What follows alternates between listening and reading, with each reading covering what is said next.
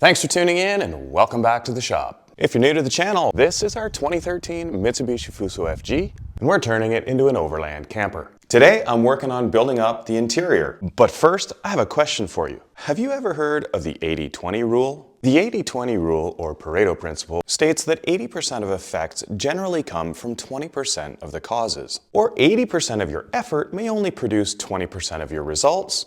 Or you can use this stuff to make cool stuff. To be fair, this 80-20 isn't actually 80-20. When referring to T-slot extrusion, 80-20 is a manufacturer-specific brand. I'm just using the generic version to form the structure of our interior furniture.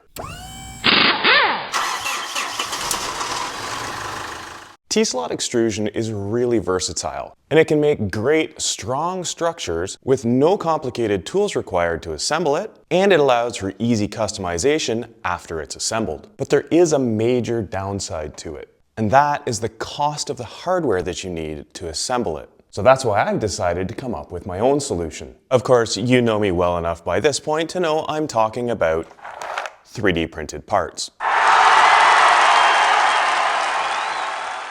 Come on, you knew that was coming. With just a little bit of design time, I now have a much cheaper and a print-on-demand corner solution.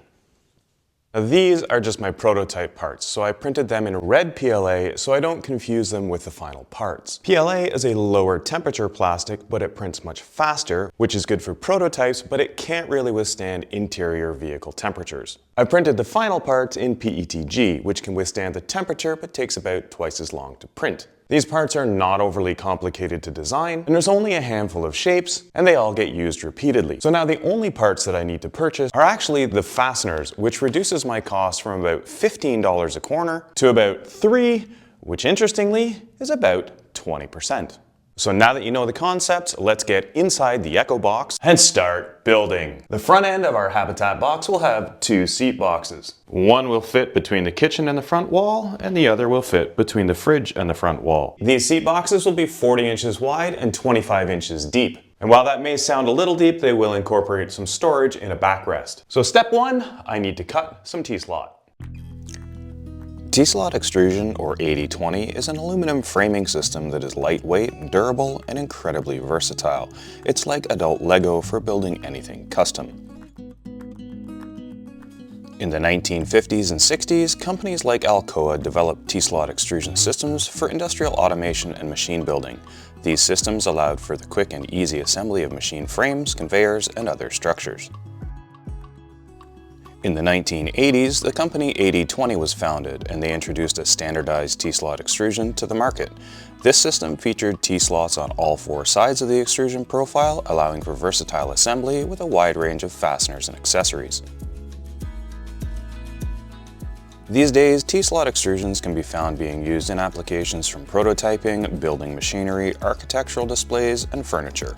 But be aware, using it does involve a lot of repetitive cutting.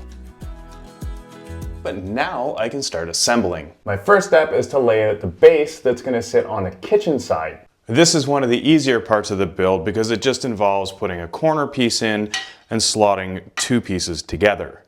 This piece really doesn't do anything more than align the two pieces for a 90-degree corner. By repeating this 4 times and then flipping it over, I'll have the shape, but it won't be very strong.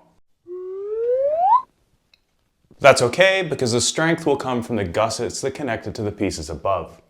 The trick here is going to be getting this base into place. I need to slide it in just under where my electrical wiring goes through to the outside. And boy, I hope I measured things properly. Perfect. The base piece is now in place. I can start building up. 3 of the corners will use a 25-inch vertical. The verticals will be held in the corner with 2 3D printed corner gussets. But this has one part that's a little bit difficult. These nuts that go in the slots are affected by gravity. And this means that when they fall all the way to the bottom, they don't line up with the hole in the gusset. So I've 3D printed what I call a nut slug. Ew. It holds the nut, and it's the shape of the T-slot, which makes it a tight fit and lines it up for the bolt to go in. By simply pressing a nut into the printed slug, ew, we have a snug fitting nut that can be accurately positioned so everything lines up.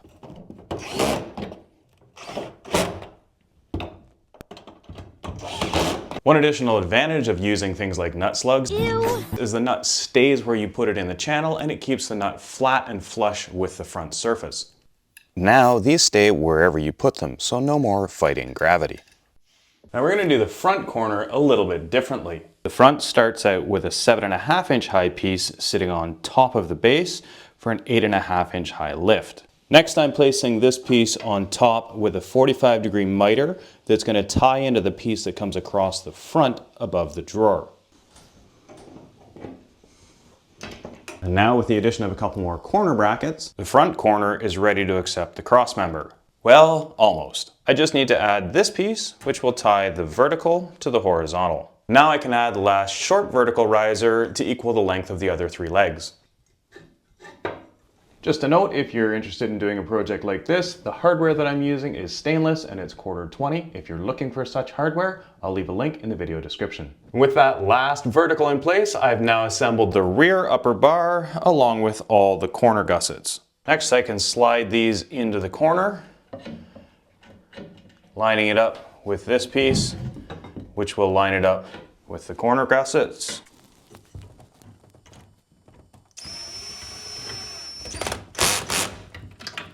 And now the last step is the most difficult. I'm trying to finagle this into place on all the pieces at the same time. We're going to start by putting one corner in part way. And I'm going to try and repeat it over here. Okay. And then slide that in. And then slide that on. And then, oh, come on, there we go. Oh no, I'm trapped. Inside corner gussets are gonna strengthen that up a bit.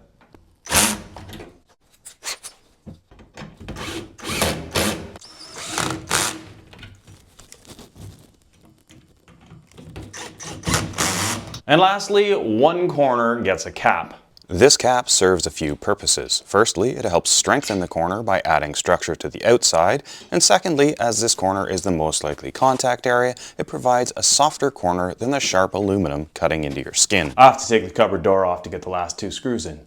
And lastly, with the corner joints covered up and with the nice stainless steel socket head cap screws, it gives a much nicer finished look.